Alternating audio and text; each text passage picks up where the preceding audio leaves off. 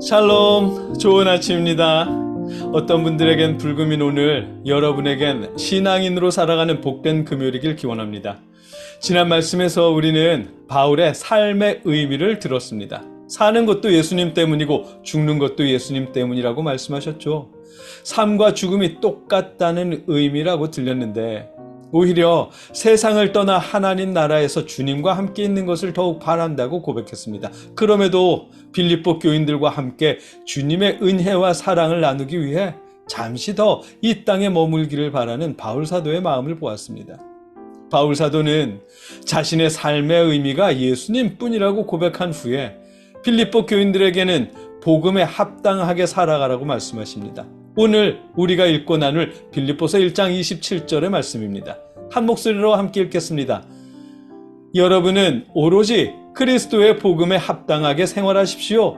그리하여 내가 가서 여러분을 만나든지 떠나 있든지 여러분이 한 정신으로 굳게 서서 한 마음으로 복음의 신앙을 위하여 함께 싸우며 아멘. 우리는 사실 어제도 고백했지만 바울 사도처럼 예수님만이 내 삶의 전부입니다 라는 고백하기가 참 쉽지는 않습니다.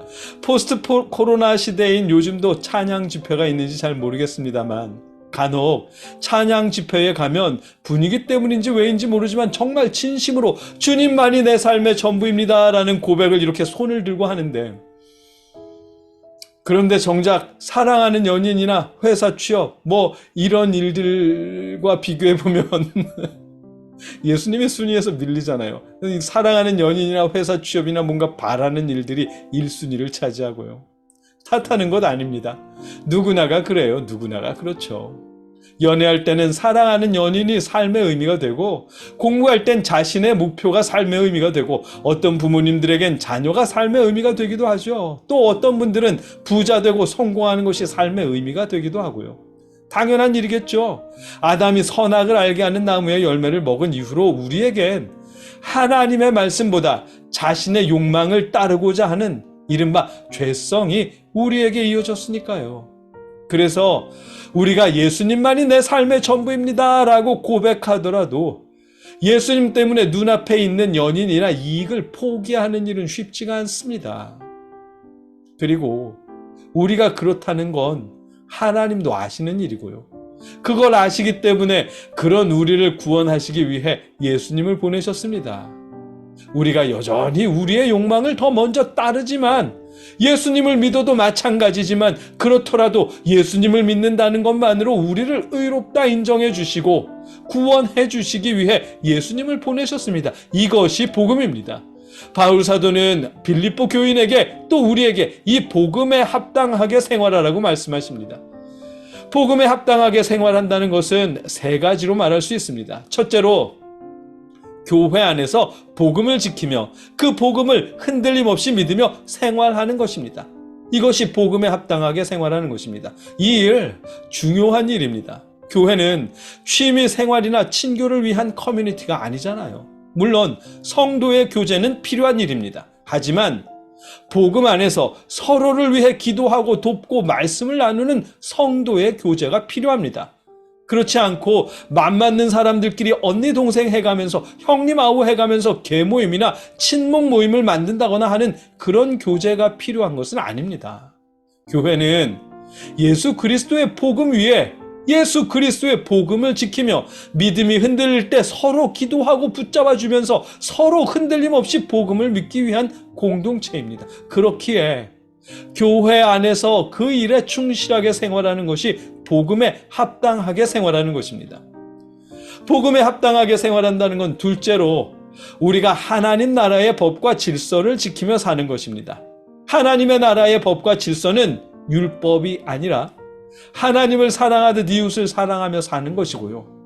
상대방의 재산, 학위, 지위, 인종, 성별 이런 거에 차별을 두지 않고 상대방을 존중하며 생활하는 것, 이것이 바로 복음에 합당하게 사는 것입니다. 교회 안에서건 교회 밖에서건 말입니다. 복음에 합당하게 생활한다는 것은 셋째로 우리가 살고 있는 이 땅의 법과 질서를 지키며 사는 것입니다. 생각해 보세요. 교통법규를 안 지키고 음주운전 일삼고 맨날 지각하고 맡겨진 일에 펑크내고 하는 사람이 예수님 믿으세요라고 해봤자 믿고 싶지 않을 거 아니에요. 그래서 복음에 합당하게 산다는 건 이 땅의 법과 질서를 준수하며 사는 것입니다. 이 세 가지를 한마디로 요약하면 우리가 교회 안에서나 교회 밖에서나 예수님을 믿는 신앙인으로 살아가는 것이 바로 복음에 합당하게 생활하는 것입니다. 27절에 여러분은 오로지 그리스도의 복음에 합당하게 생활하십시오라는 말씀에서 생활하십시오라고 번역한 폴리투에스테라는 단어에는 그런 의미들이 다 전부 포함되어 있다고 하거든요. 기본적인 뜻은 살아가다, 살다, 생활하다라는 뜻입니다. 그런데 그 안에 담겨있는 의미는 한 나라의 시민으로서 그 나라의 법과 질서를 지키며 살고 나라가 발전할 수 있도록 노력을 다하며 살고 공동체가 유지될 수 있도록 서로 존중하고 의존하며 사는 이런 형태의 생활을 폴리투에스테라는 단어로 표현한답니다. 그래서 복음에 합당하게 생활한다는 말은 앞서 세 가지로 설명한 생활인 것을 우리가 알 수 있는 일입니다. 복음에 합당하게 생활하십시오. 누구를 만나든지 교회 안에서나 교회 밖에서나 신앙인으로 생활하십시오.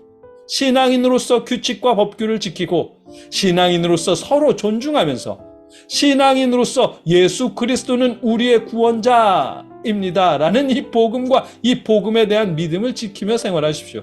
그것이 복음에 합당하게 생활하는 것입니다. 여러분과 제가 언제 어디에서나 예수님을 믿는 신앙인으로 복음에 합당하게 생활할 수 있기를 주님의 이름으로 기원합니다. 함께 기도하겠습니다.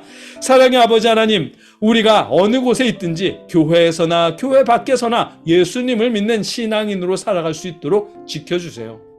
규칙을 지키고 서로 존중하면서 그러다가 호구 소리를 듣더라도 복음에 합당한 생활을 할 수 있도록 우리를 지켜주시옵소서. 예수님의 이름으로 기도드립니다. 아멘.